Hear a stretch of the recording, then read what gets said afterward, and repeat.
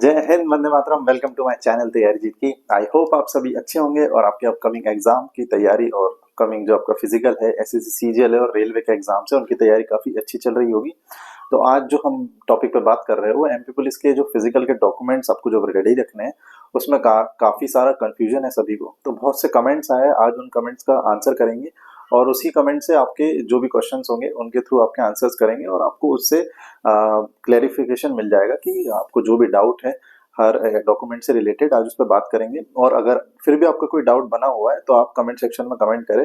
मैं बिल्कुल सबको कोशिश करूंगा कि रिप्लाई करूं, ताकि आपके जो भी डॉक्यूमेंट में कमी है वो कमी ना रह जाए और उसके आप डॉक्यूमेंट के कारण आप स्पेशली बाहर ना हो, क्योंकि वैसे ही फिजिकल का काफी टेंशन होता है सभी को और उसके बाद अगर आप डॉक्यूमेंट का भी टेंशन लोगे तो आपके फिजिकल और मेंटली आप थोड़े वीक हो सकते हो। तो आप बात करेंगे। मैं कमेंट जो मैं पिछला वीडियो डाला था तो उसमें सारे डॉक्यूमेंट्स आपको बताए थे, उसमें काफी सारे कमेंट्स आए, तो उसी कमेंट्स को पढ़कर आज आंसर देने की कोशिश करेंगे। तो पहला कमेंट जैसे आया हुआ इसमें कि सर स्थायी निवासी प्रमाण पत्र मैंने एक 181 से सीएम हेल्पलाइन के थ्रू बनवाया है, तो ये चलेगा कि नहीं चलेगा? तो ये बिल्कुल चलेगा, कोई दिक्कत नहीं है। जो कि आपने सीएम हेल्पलाइन से कॉल करके जो स्थायी निवासी मूल निवासी बनाया है उससे कोई दिक्कत नहीं है, बिल्कुल वैलिड रहेगा, तो आप परेशान ना हो।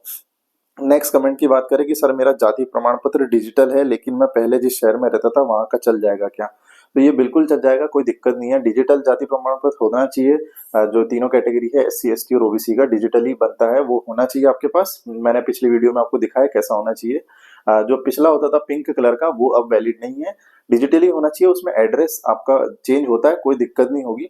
मेनली आपकी जो जो आपका कास्ट सर्टिफिकेट है उसमें आपकी जाति देखी जाती है और आप एमपी की वो जाति में आते हो कि नहीं है, बस। और कोई उसमें इतना नाम और बाकी चीजें सेम होनी चाहिए, ज्यादा अगर कोई चेंजेस है तो कोई दिक्कत नहीं होगी। नेक्स्ट बात करें कि सर मेरी 10th व 12th की मार्कशीट के सरनेम नहीं है जबकि आधार आधार में है और मेरा फॉर्म आधार के हिसाब से भरा गया है, तो कोई दिक्कत नहीं आएगी। आधार कार्ड आप जो सेंटर होता है आधार करेक्शन के लिए, वहां पे जाके आधार में जो भी आपकी गलतियां है वो जाके चेंज करवा सकते हो आप। उस बेसिस पे फॉर्म भरा है तो कोई दिक्कत नहीं। आप एक एफिडेविट भी बनवा ले कोर्ट से या तो तहसील से आप एफिडेविट बनवा ले, और उसमें जब भी डॉक्यूमेंट वेरिफिकेशन रहेगा फिजिकल के टाइम तो आप वो लेके जाए। अगर आपको लगता है कि कोई दिक्कत आई तो एफिडेविट बनवा ले, अदरवाइज आधार कार्ड में चेंज करवा ले। आधार कार्ड में नाम, डेट, फोटो जो भी आपको चेंजेस कराने हैं, एड्रेस, वो चेंज करवा सकते हो, कोई दिक्कत नहीं होगी। ऐसे आगे बात करें तो सर मैंने नेम में मात्रा है आगे पीछे है, चलेगा कि नहीं? सुनील की जगह बड़ी की मात्रा की जगह छोटी की मात्रा सुनील लिखा हुआ है, तो ये कोई दिक्कत नहीं होगी। आपके अगर सारे डॉक्यूमेंट में गलती होगी तो दिक्कत हो सकती है। एक आध डॉक्यूमेंट में चेंज होगा कि सुनील की जगह सुनील लिखा हो, मतलब मात्राओं में, तो कोई दिक्कत नहीं आने वाली। इसमें आप ज्यादा परेशान ना हो। मोस्टली जो है वो देखते हैं जैसे 7-8 आपके इतने सारे डॉक्यूमेंट चेक करेंगे और एक डॉक्यूमेंट में अगर नाम में मिस्टेक भी आती तो कोई उससे आपको बाहर नहीं किया जाएगा। एक और ने लिखा है कि सर रोजगार पंजीयन बाद में बनाया है डेट के बाद, तो हमें बाहर किया जाएगा क्या? तो कोई दिक्कत नहीं है, आपको बाहर नहीं किया जाएगा। आपके पास उसमें लिखा है कि जीवित रोजगार पंजीयन होना चाहिए। और जो एमपी के बच्चे हैं उनके पास वैसे भी फॉर्म भरते टाइम रोजगार पंजीयन मांगा गया था, उनके पास ऑब्वियसली रोजगार पंजीयन होगा। और जो अदर स्टेट के वो लोग भी बनवा सकते हैं और उनके पास भी होना चाहिए। सभी के पास जीवित रोजगार पंजीयन होना चाहिए, ये मस्ट है। रोजगार पंजीयन का काफी कंफ्यूजन है, तो कंफ्यूजन ना रखे।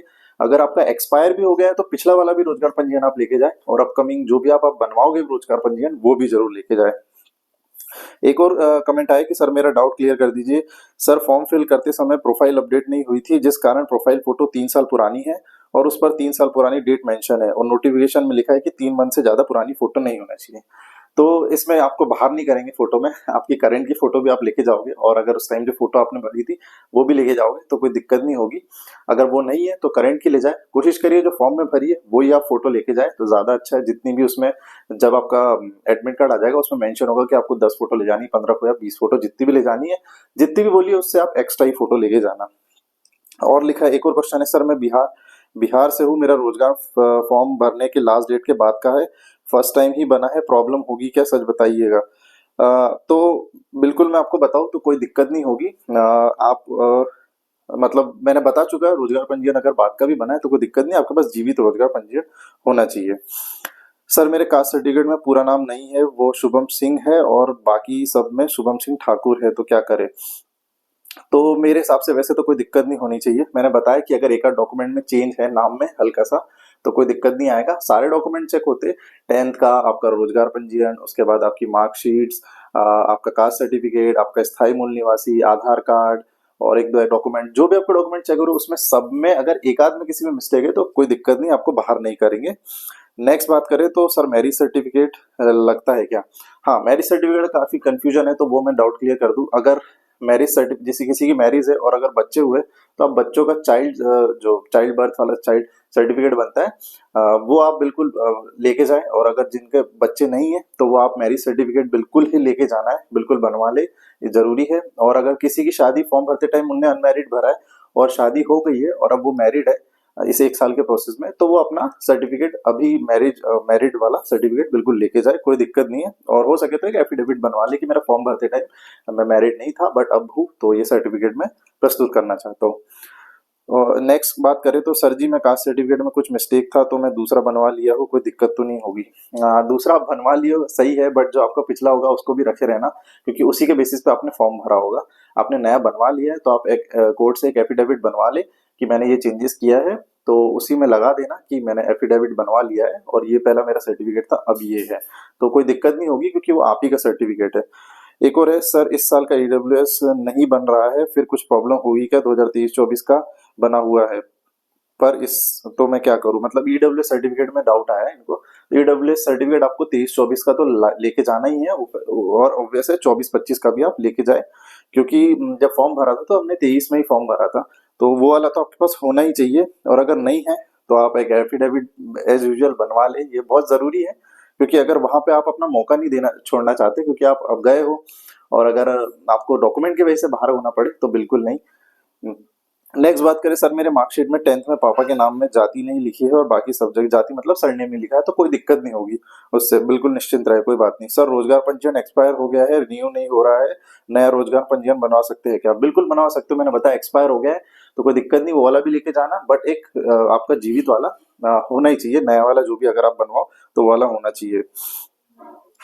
अदर स्टेट वालों के लिए क्या लेकर जाना है? जो मैंने पिछली वीडियो में डॉक्यूमेंट्स आपको बताया वो सारे डॉक्यूमेंट आपको लेके जाना ही है, कोई दिक्कत नहीं है।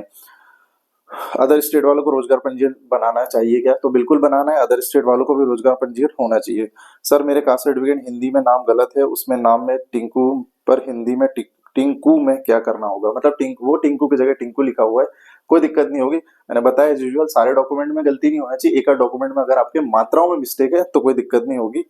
सर मेरे रेडियो आरक्षक में 100, अच्छा ये तो किसी ने कट ऑफ से रिलेटेड कमेंट किया है। और है कि सर मेरा फाइनल की मार्कशीट नहीं है, तो फाइनल की मार्कशीट ग्रेजुएशन की बात आप कर रहे हो तो कोई दिक्कत नहीं, ग्रेजुएशन की आपको जरूरत भी नहीं है, वो तो आपको आगे डिपार्टमेंटल आपको अगर कोई काम से रिलेटेड आपको प्रमोट करना चाह रहा है तो उसके लिए चाहिए होती है, इसलिए आप अपनी सारी मार्कशीट लेके जाए, graduation, post graduation, 12th, 10th। किसी के पास नहीं है और अगर वो 10th ही पास है तो 10th की ही मार्कशीट आपको मेन जरूरी है, आपके पास 12th भी नहीं है, ग्रेजुएशन भी नहीं है और पोस्ट ग्रेजुएशन भी नहीं है, आपको कोई दिक्कत नहीं होगी, मेन आपका 10th है। नेक्स्ट बात करें, रेडियो के लिए नहीं बताया, रेडियो के लिए सेम है, मैं बताया सेम डॉक्यूमेंट लेके जाने, बस आपको जो आपका डिग्री या फिर आईटीआई की आपकी जो भी डिप्लोमा है, आपकी सर्टिफिकेट है, वो जरूर लेके जाना है, क्योंकि उसी के बेसिस पे आपको चेक करेंगे कि आप रेडियो के लिए एलिजिबल हो कि नहीं। सर जी कास्ट सर्टिफिकेट 2018 में बनवाया था तो चल जाएगा? बिल्कुल चल जाएगा, कास्ट सर्टिफिकेट 2018 में अब डिजिटली होना चाहिए, पिंक कलर का जो पुराना है वो नहीं होना चाहिए। सर मेरा मूल निवासी ऑफलाइन वाला है बना हुआ है तो क्या चलेगा? बिल्कुल ऑफलाइन चलेगा, मूल निवासी वैसे ही मोस्टली तहसील ऑफिस से ऑफलाइन ही बनता है, तो बिल्कुल चल जाएगा। और कोई सर्टिफिकेट की जरूरत होगी तो आप लोक सेवा केंद्र होते हैं हर जगह, वहां से जाके सारे सर्टिफिकेट, मैक्सिमम सर्टिफिकेट वहां से, इनकम सर्टिफिकेट और जो भी मैरिज तो दूसरी जगह से बनता है, सर्टिफिकेट सारे वहां से बनवा सकते हो। आधार कार्ड में कोई दिक्कत है तो वो अपडेट करवा ले, और भी कोई डॉक्यूमेंट में आपको दिक्कत हो रही है तो कमेंट सेक्शन में कमेंट करें, मैं कोशिश करूंगा आपको रिप्लाई करूं। तो ऐसी वीडियो के लिए चैनल को सब्सक्राइब करें, समय समय पर आपको एमपी पुलिस और एसएससी सीपीओ, एसएससी जीडी सभी से रिलेटेड, एग्जाम से रिलेटेड आपको समय समय पर डॉक्यूमेंट और फिजिकल से रिलेटेड अपडेट आपको मिलते रहेगा। ऐसी वीडियो के लिए चैनल को सब्सक्राइब करें और लोगों को शेयर करें ताकि उन्हें पता चले डॉक्यूमेंट में अगर कोई दिक्कत हो तो आप करेक्ट करवा सकते हो। ओके, जय हिंद, वंदे मातरम।